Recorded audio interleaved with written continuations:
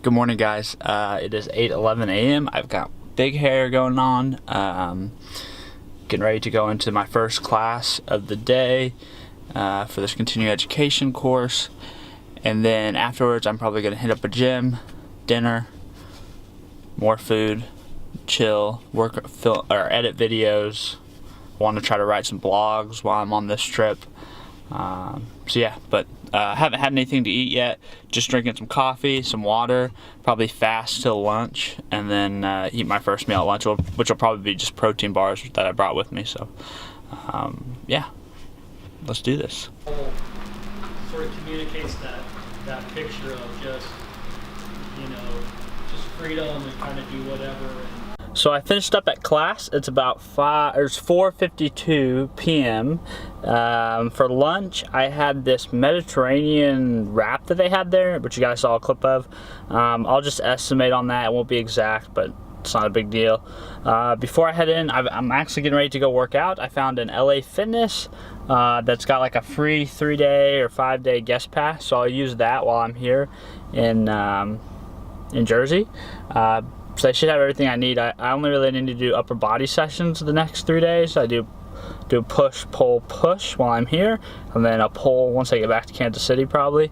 So I should be covered as far as that goes.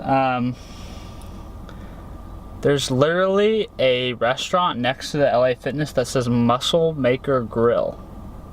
It says it's got great food with your health in mind. So I may have to check that out. I mean, Muscle Maker, that's right. That's like a right up all the bros alley, which is probably why it's a good strategic location. So yeah, I'm gonna go in here and lift today's chest and triceps push day. So I'm gonna go do that. I'm gonna eat a protein bar real quick before I go in there. Yeah, so it should be good. Hopefully they'll let me film. I usually don't ask for permission. I just do it, and then if they say stop doing it, then I stop. So yeah, we'll see if they let me. If not, then I'll do a recap of what I actually did. So yeah, I'll see you guys after. Also, I hope you guys know that I'm trying to be as enthusiastic as possible in these videos. Like, this is my personality, so this is me being enthusiastic. I'm definitely not being down in the dumps, because there's nothing to be down in the dumps about. So yeah, I'm gonna go work out so I can eat.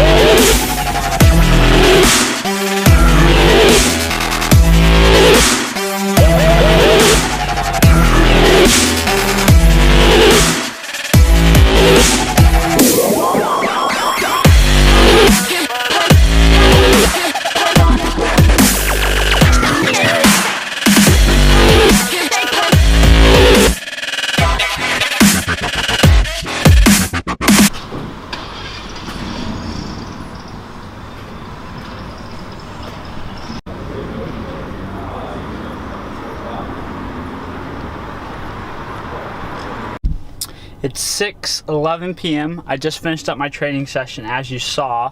I got to film a good majority of it, mostly the chest part, but I didn't get to film what I did for triceps. So I did a bunch of volume on my dumbbell press, my incline press. I did some high cable flies, and then for my triceps, I did a cable press down. Then I did a reverse grip single arm cable pull down on each arm, and then basically the session devolved into a bro session, pump, chase, play with all the different equipment kind of sessions.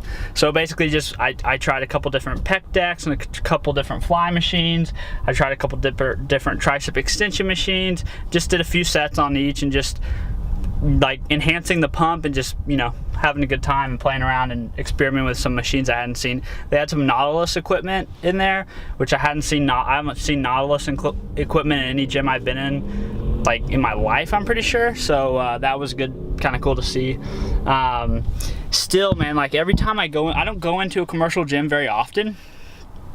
Like when I'm traveling, or you know, very rarely, now that I have a home garage gym, which I encourage everybody to do.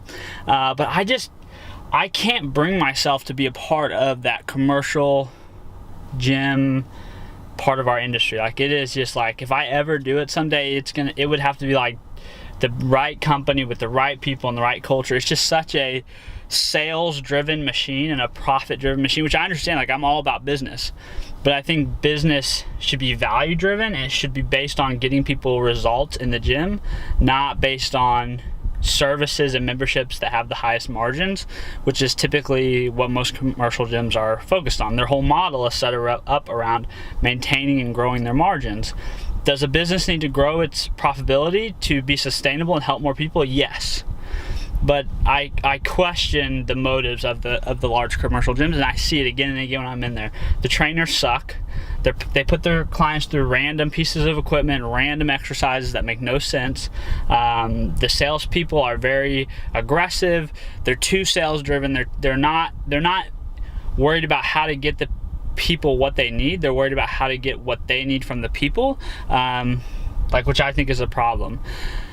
But that's just one dude's opinion. So it's very unlikely that you'll find me working in a commercial gym setting anytime soon. I understand that a lot of people will take advantage of commercial gyms as far as like renting out their equipment and being able to go in there and use it during their hours. But I would like highly encourage you to like find a better culture, invest in your own equipment. Like it's just going to be so much better for you to do that. And then find a group of people who you really love hanging around with, and join like make a accountability buddy group, and you know, like encourage each other, motivate each other, work out at each other's gyms, home gyms. Like that's going to be a such better atmosphere, I think, for long-term success than anything else. But yeah, just my opinion, like that's one dude's take. But now it's time to eat. So I checked out that Muscle Maker's Grill, which I showed you guys some clips of.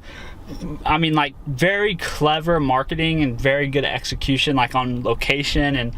But I doubt that the brand plays that well, because I went over there and checked out their menu and things. While they basically market to kind of the healthy like the healthy mindset kind of people, like they don't have calories posted. They don't have macros posted. So in my opinion, you're actually going to miss out on a lot of people who are chasing better physiques, who are probably more than likely tracking. Like probably most people who are serious about their health and their physique changes are tracking in some way, shape, or form. So they want things that are a little bit more cut and dry. But that's just my like glance at the menu, glance in the window. But clever, right? I mean, kind of funny. So haven't decided where I'm gonna go. I know, first of all, there's a Dunkin' Donuts over here, so I'm gonna get some coffee. That's for certain. And then basically I'll just do a quick food nearby me search on my iPhone and take it from there. Hopefully there's like a Chipotle or a Moe's or something around there where I can get lots of protein, plenty of food, reasonably priced, and the macros and everything are published. I'd really like to be able to track. Since I didn't track at lunch, I don't really want to have to estimate at dinner. And I hope you guys understand this. Like, I realize like I'm traveling for work, and there are probably some local restaurants around here that I could take a peek in and try. But right now, like, that's just not my mindset. Like right now, my priority isn't like experiencing the local cuisine of New Brunswick, New Jersey. It's sticking with my goal, sticking with my cut while I'm traveling. So you guys have to understand, I'm not saying that I don't ever do that, or I don't think you should do it. It's just understanding your priorities, understanding your goals, understand there's seasons and there's trade-offs. And right now, like my trade-off is I'd rather go eat at a like more established franchise place that has their nutrition measured and published, which we can argue about the accuracy of it. But that's for another time. But compared to a local restaurant or someplace that's more of a sit-down, non-quick serve place where it's going to be hard, I'm going to have to estimate and guesstimate the nutrition. So it's just a trade-off. Like Remember, it's contextual. It's contextual. Nutrition is contextual. So just remember that. So I'm gonna go get some coffee, figure out where to eat. I'll get clips of it, and then we can talk about it later. And then I'll head back to the hotel and basically settle in for the evening. I need to edit. Like, I have 6 of these episodes I think I need to edit and upload. So I'm gonna work on catching up on that. So next up, food.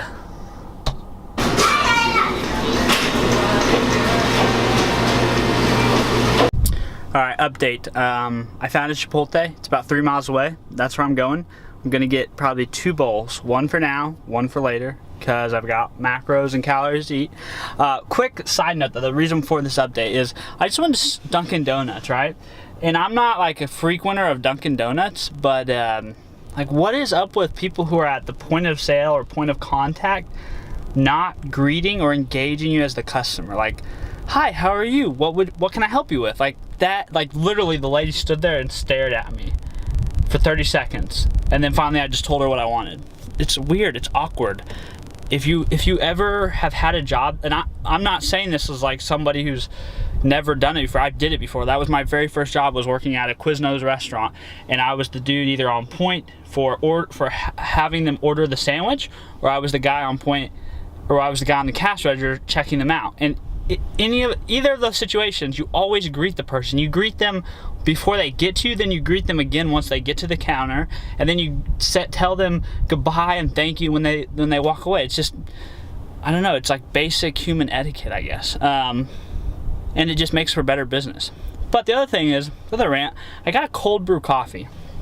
Here's the thing, and I know probably you guys don't need to hear this, because you're probably fans of coffee and you understand, and you know all this, you're smart.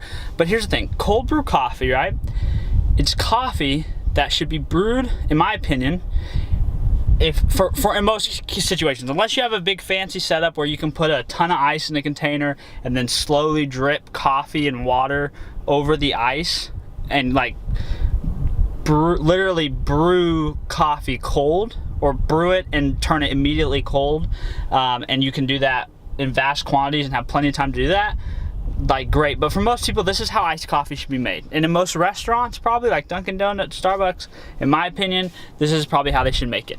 You should make it hot, but you should make it half or double the strength that you normally would, right? For a normal hot cup of coffee. So you're gonna use half the amount of water, but you're gonna use the same amount of coffee. So you're gonna get this like really concentrated, dark, like eat with a spoon kind of brew.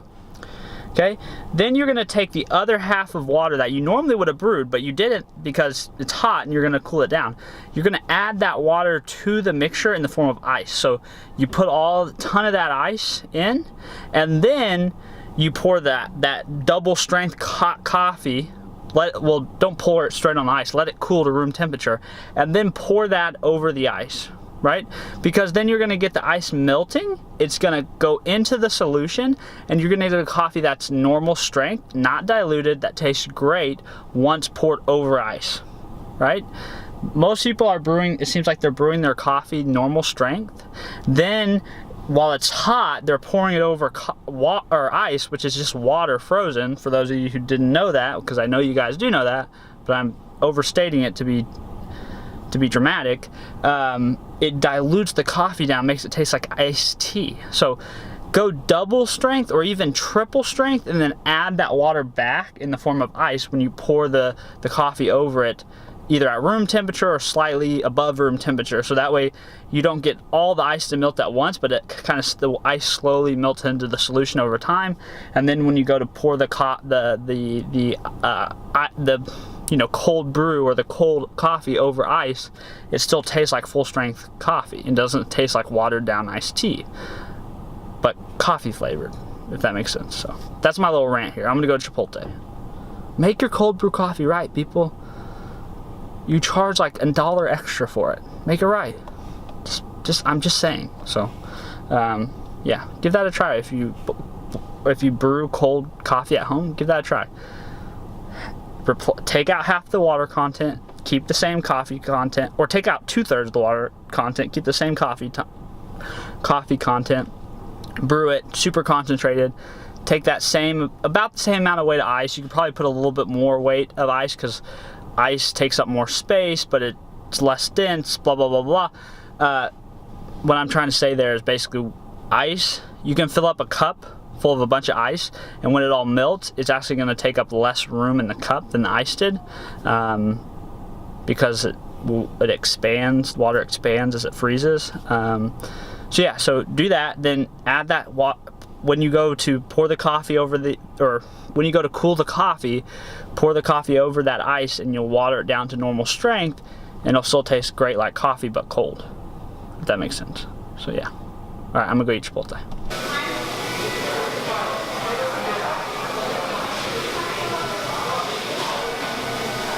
All right, so I think I found heaven on earth. Basically, I found Chipotle. Right next to Chipotle is a Starbucks. So, like, I went to Dunkin' Donuts, but I may have also, after getting Chipotle, went to Starbucks and got another cold brew. So at Chipotle, I got 2 bowls, basically identical, except one's extra steak, one's extra chicken. They got rice, pinto beans, pico, and cheese. And I'll have one now and possibly one later, or half of one later, depending on how my macros shake up. Yeah, so that should be good. Get ready to head back to the hotel. Definitely one thing, if you know, I don't know how many of you guys have ever visited the East Coast or on the East Coast, but like compared to Missouri, it's just where I'm at right now, New Brunswick. It's so, and this probably doesn't even compare to New York City. I've been there once. It's just so much more densely populated. There's so many more people, like getting used to the lines and just how like businesses are just busier. They're just more frequented. There's more people going there. So it's different, definitely different, like not used to it completely. But yeah, so it took a little little bit more time than I would normally expect to get dinner. So it's about 7 o'clock, headed back to the hotel now. Gonna eat it then when I get back. What else am I gonna say? Oh, met a really awesome lady, standing in line. Like, it was a long line, as you guys saw, and so like everybody was on their phones. And one thing I've been trying to do, because I think it helps with like my sales acumen, I think it helps with business development meetings, is like being able to pick up and start a conversation with people that you don't know, who are random strangers. I think it just, like, it makes you better. So like, while everyone else was on their phone, I engaged a very nice young lady about her Apple Watch, found out about where she works, what she does, where she went to school, like what her family does. Her dad's an entrepreneur, owns his own business. She's in IT support, or at least sales support, sort of, for a technology company. Just, it's amazing. It feels so much better having had a conversation with another human being, got to know somebody just for a short, brief period of time. I'll probably never see her again, never talk to her again, but just like being able to like hold a conversation with somebody you don't know, it's a skill, I think, and it's one that, like, I think everyone's capable of it. I think it's just about practicing and rehearsing it. So it's something I've been trying to force myself more and more to do, because my default is to just go introvert, look at my phone, and just like go inside, or send a text to my wife, or, you know, like, there's nothing wrong with that stuff, but I also think it's helpful to develop the skill of being able to have a conversation and ask about other people's lives and initiate a conversation with someone you don't know, which is difficult for some people, and I think the more you do it, the better you get at it. So I got to wrap this clip up. My battery light is flashing at me, so I'll see you guys back at the hotel once I switch out the batteries. So yeah, see you guys then. Good evening, guys. I made it back to the hotel room after the Chipotle trip and the Starbucks and the Dunkin' Donuts. Hanging out in the hotel room right now. I'm working on editing some videos and uploading them to YouTube. Some are just training sessions. Some are more or older episodes of The Cut. I was watching a little Hawaii 5-0 I edited, and some Monday Night Football on SportsCenter. Just kind of like having it in the background on mute. I did eat both of my Chipotle meals. As you can see, that's the aftermath. And those 2 meals brought me kind of right up to my totals. I went a little bit above on my fats, which brought me a little bit high on my total calories. But no worries, you know. Crazy thing is the last few progress photo days, like weigh-in days and stuff that we actually compare, I really haven't felt like I made a ton of progress, but like every so often I have a day where I feel like, hey, I look leaner, I look drier, I feel like I'm starting to lean out. So that's a good thing. I think it depends on the day, it depends on what I ate, it depends on how much, sorry guys, I'm losing light here. Okay, there you go. That's better. So yeah, so like I feel like I'm making progress. It hasn't always showed in the progress photos. I'm not sure if that's the lighting or if that's the pair of pants I'm wearing in those progress photos. But I feel like myself, when I look at myself on a daily basis in the mirror, I think I believe I'm making progress, and the scale continues to show that I'm lower than what I started at. So I'm just gonna trust that. And then of course I've lowered my calories pretty significantly, and I've been pretty good at maintaining those lower calories. So we'll see. Come Wednesday, we'll shoot some progress photos and whatnot here in the hotel room. It'll be a little bit different setting and lighting than compared to what I've been doing in my garage, but no worries there. So yeah, so I'm done eating basically for the day. If I do get hungry, I'll probably have a protein bar that'll add a little bit to my calorie total, but like we've talked about, I started in a 20% deficit for my maintenance, so I'm still in a pretty big deficit for my maintenance, even with being down, 3 to 6 pounds, given which weight you use as my starting weight, the 23 on the first day or the 26 on the second day, just, whichever one you want to use. But even if I push my calories a little high, I still can feel good knowing that I'm in a deficit, so I didn't completely blow out, and I've been pretty consistent with being in a deficit, so I didn't, a couple hundred calories over isn't going to ruin all that work I've done. So that's the game plan if I do get hungry a little later on, because I still have some more videos to edit. But yeah, I hope you guys enjoyed this episode. First day in Jersey, first day of class. Class was... And the presenters, like super smart people. The presenters were super smart. But the thing is, with really technical, like techie, sciencey people, sometimes they have a very hard time delivering their message and their information to the audience in a concise, clear, actionable way. I mean, scientists are basically paid to be skeptical. They're paid to be uncertain about almost everything. They very rarely will make a definitive statement.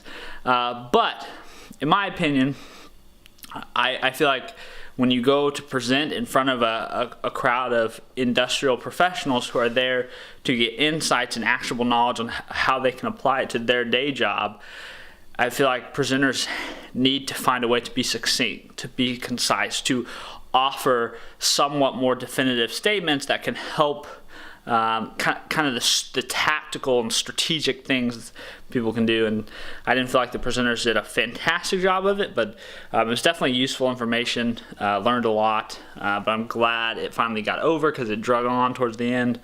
Got 2 more days here in Jersey, and then I fly back on Thursday. So I'll lift at LA Fitness probably tomorrow morning, and then Wednesday morning, and then I'll probably lift in Kansas City when I get back in there. Maybe hit up my buddy's gym for a lift. But yeah, so hope you guys enjoyed this episode. If you guys have any questions, comments about anything I did, said, or am doing in any of these videos, please let me know. Any feedback you guys have, please. I'd love to hear it. I appreciate all your guys' support thus far, and if you guys are enjoying these videos, please share them with other people you think can find them beneficial, and subscribe to my channel. Like, all the support, all the sharing, the liking, the subscribing, all that does is it allows me to reach more people. It allows Freeborn Training Systems Nation to get bigger. It helps more guys get jacked and fit, helps more ladies lose fat and get toned, and ultimately more people achieve the goal that they're chasing. So any help you guys can provide me in doing that, that's my only one ask ever of you all. So yeah, I appreciate it. I appreciate your support now, and I appreciate your support going forward and into the future, because I've got a long ways to go. This is playing for the long game, and I plan to be around in 10 years. So I hope you guys are still with me then as well. So I'll see you guys in the next episode. Have a fantastic rest of your day. I hope you had a kick-ass day, and I'll see you in the next episode. Bye.